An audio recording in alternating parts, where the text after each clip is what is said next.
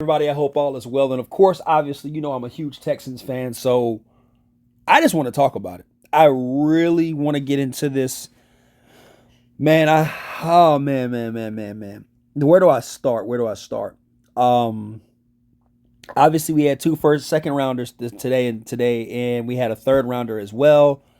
I really wanted us to home in and capitalize while we can, while we have CJ Stroud under contract, Collins under contract, um, Tank Dell. Offensively, we got all the guys, running back Joe Mixon, Dalton Schultz, Melvin Jordan. We are loaded offensively. I think that this would have been a perfect time for us to go heavy on the defensive side of the ball. However, in this draft, I really wanted us to go defense interior first and then linebacker, and then I wanted us to get corner. That was really what I was thinking because I know we signed Jeff Okudah in the offseason. But we ended up getting this guy named Kamar Lester out of Georgia. And I'm not mad at the pick. It's just the fact that the scouts say he's going to be a number 2 at best. I love Stingley. Shoot, I love Stingley. Stingley has come a long way from what he used to be.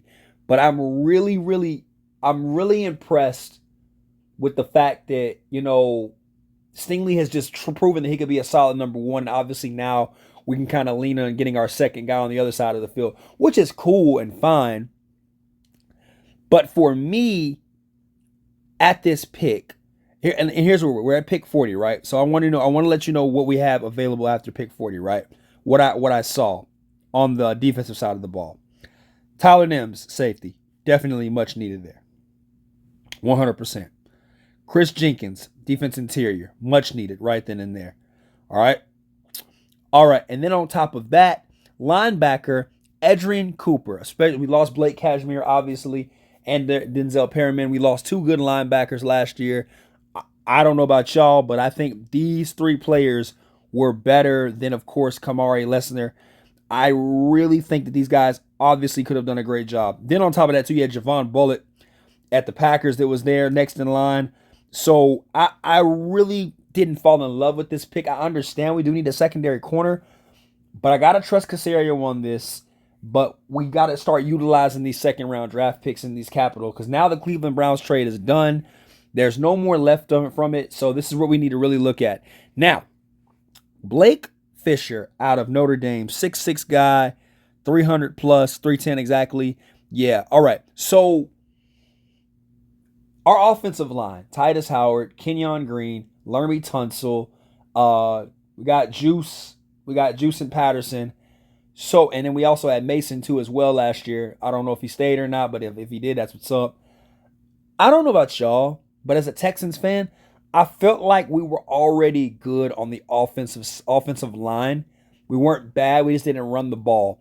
And crazy enough, we don't even have a second running back to Dameon Pierce, who I strongly would have liked to have grabbed, but because of the picks that we have left, we only have one. We have the 4th, 2 6, the 7, 2 7. So we got 5 more picks. We're gonna get a lot of gadget guys. We have to really capitalize.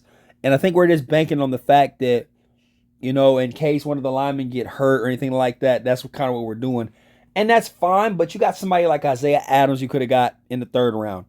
You could have got somebody like a Zark Zasker out of Michigan in the 3rd round. Guys like that. You went and got Blake Fisher, who's an offensive tackle, who's going to be there on standby behind Titus Howard and Lermy Tunsil. And I get it. Lermy Tunsil's 30 years old, I believe. He's maybe 30, 29 years old.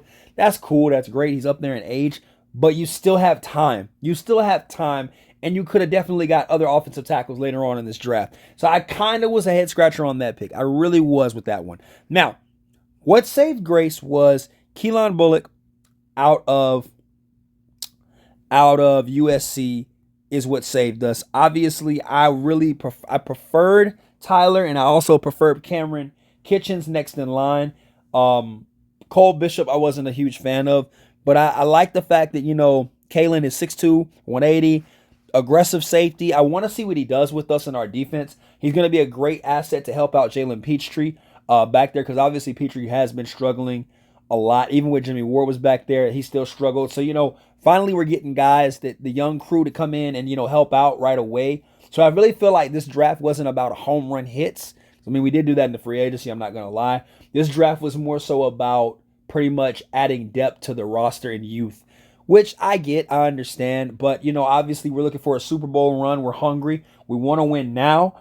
And I just think that with so much talent on the board, especially us literally with our needs at defensive tackle, edge as well. Yes, I do think edge because obviously we have Will Anderson and we got Hunter. But if we wanted to really be depth and beef up, we could have got some more guys on edge. Well, you know what? Honestly, I take that back. I don't really worry about the edge. Linebacker, receiver, and running back is kind of where I really wanted us to pinpoint, and defensive tackle. It's kind of where I want us to pinpoint heavy at. But it's okay though. I'm not too mad about it. I am kind of a little heated behind the Blake Fisher pick, but I get it. But just too soon. Just too soon. I want to see how we wrap it up. But hey, this is just my reactions for round 2 and 3, guys. Peace. Let me know what you think in the comments.